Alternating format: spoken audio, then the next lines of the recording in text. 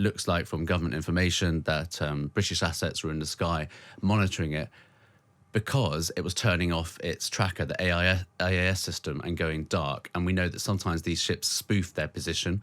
Without tracking it, you can't launch an operation. Hello and welcome to Frontline for Times Radio with me, Kate Chabot. And I'm joined today by a British veteran of the Royal Marines, James Glancy. During his military career, James deployed to Afghanistan 3 times, the first time when he was aged 21. He is now a filmmaker with his own podcast, War Zones, and he has been to the front line in Ukraine and is due to go out again only next month. Can I just begin? Hello, welcome to Frontline. It's really good to see you, James. Thank you for coming in. Can I just begin by drawing on your experience and your career as a Royal Marines Commando? This week, stunning news, the US boarding and seizing 2 Shadow Fleet tankers, one recently flagged as Russian, returning to Russia from Venezuela in the North Atlantic. It had the support of the British military. It's an operation called VBSS. Can you just explain that operation? Well, first of all, thank you for having me on. It's been an eventful year. We're only January the 8th, and there's huge amounts going on in the world. This operation in particular, there 2 happened. One happened in the Caribbean, one happened in the Geoff Gap, north of Scotland. And it's good to see that Britain and America are working together on this type of operation, because there's been clearly a fraction in the relationship between America and Europe, and it just shows that how much we can cooperate and achieve an operation like this. So, what happened here is we're led to believe that the government ensured it was all in line with international law.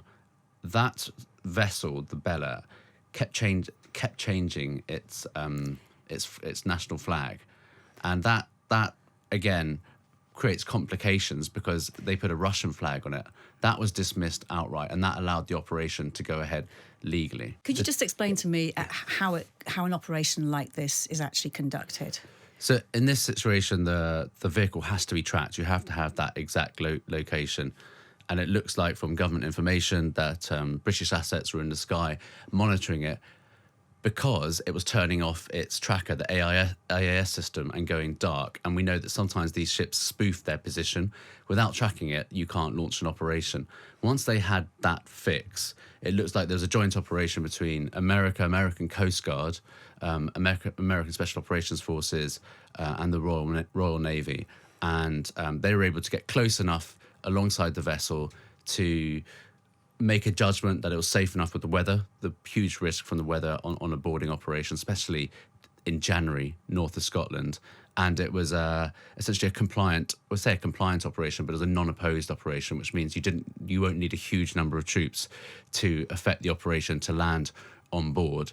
And that's what happened. A helicopter landed on board, and they've taken control of the ship. Quite simple, because it was not opposed. And as you said, there were 2 seizures. There was one in the Caribbean. I just want to I'm going to get you to look at the footage now of that and draw on your experience of these kind of operations. Could you just tell us a little bit about the risks involved?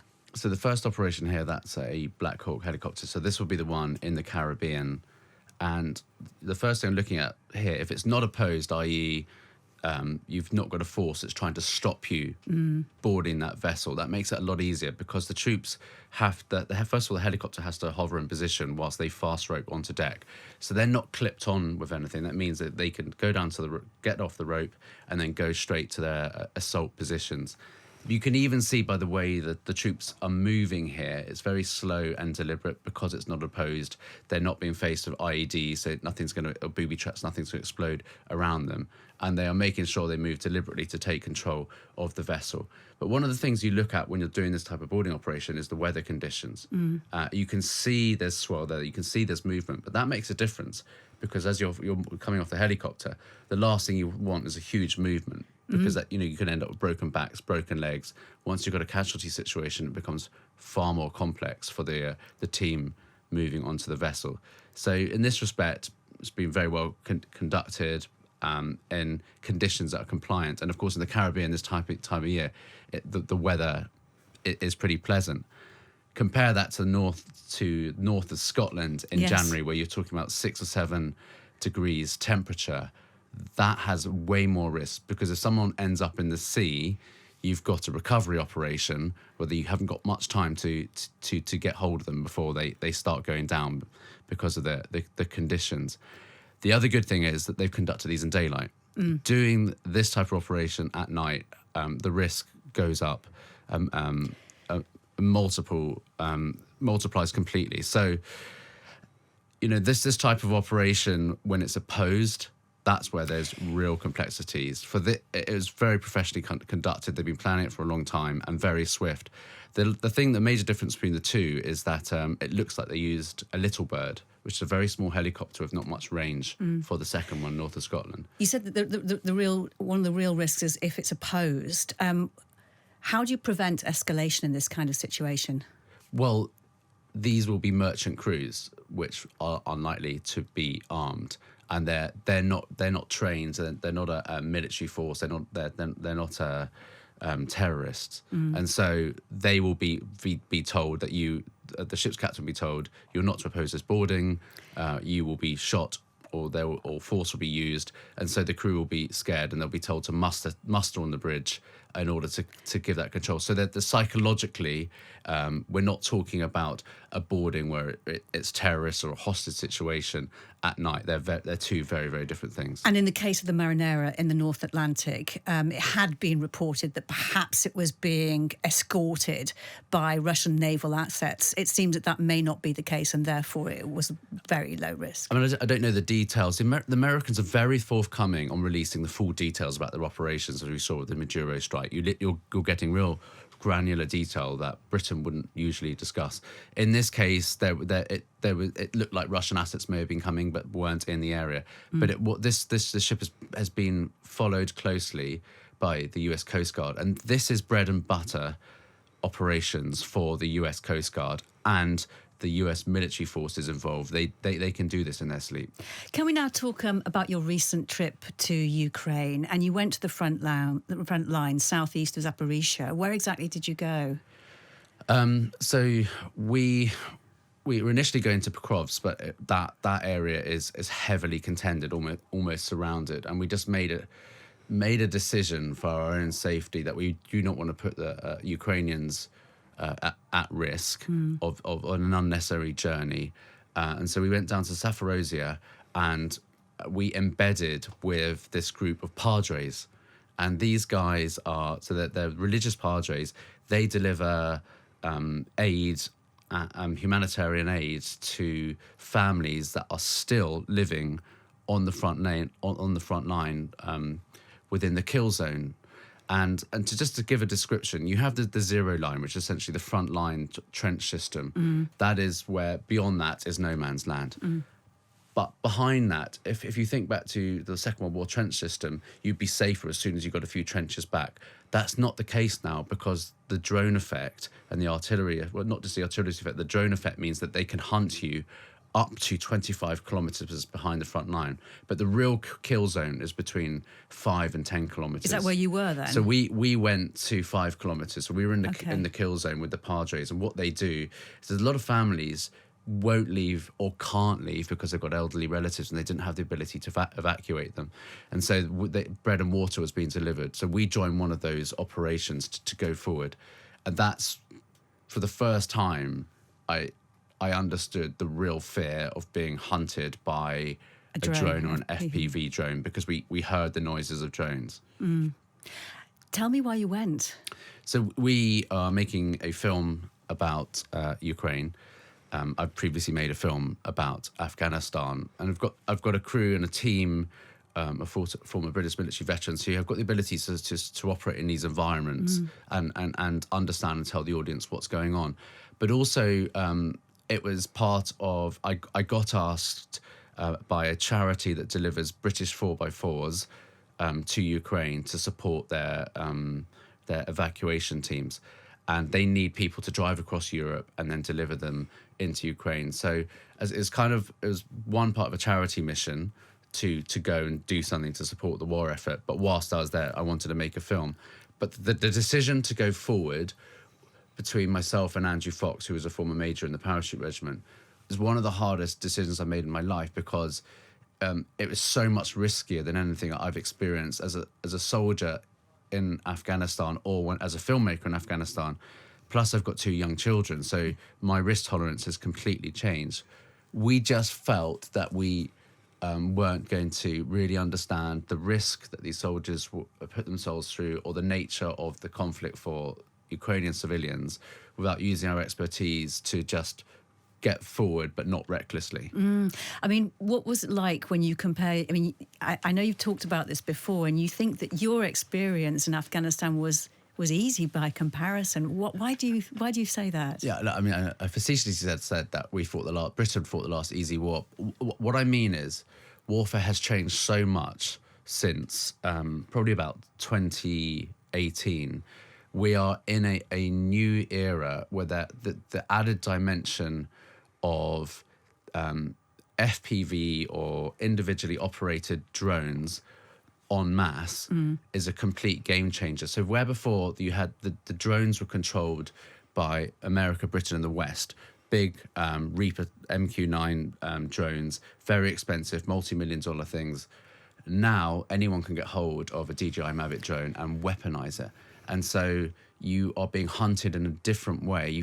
You do not have the ability to escape that you would ordinarily do if you're in a conflict between 2 units with small arms weapons and maybe supported by tanks and artillery. So did you have experience yourself then of being hunted by an FPV drone? Fortunately not. I had the experience of hearing a drone and just having the panic of realising there's nowhere to go. Yep.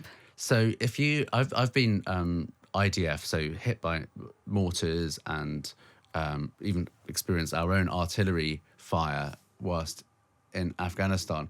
And you know that if you can get into a ridgeline, just get below surface level, your chances of surviving are strong. The problem is they can follow you down holes.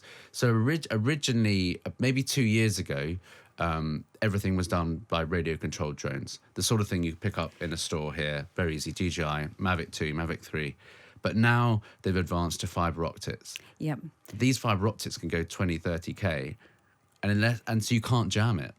And what about, I mean, I know you think that the next stage may be the use of AI for those drones to actually find their own targets and perhaps operate in mass as well. Yeah, so the development is so fast.